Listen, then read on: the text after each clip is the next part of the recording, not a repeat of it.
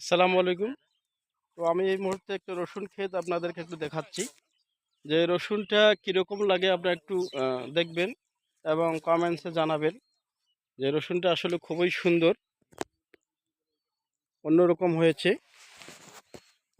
এই জাতটা আ আ কোন জায়গা থেকে নিয়ে আসছে আমি জানি না।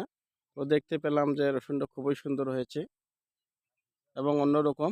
রসুনের যে রসুন পেঁয়াজের মেইন রোগ পার্পল ব্লচ রোগ বা আগামরা রোগ কিন্তু এই রসুনটার নাই এবং খুবই ভালো ট্রিটমেন্ট করেছে।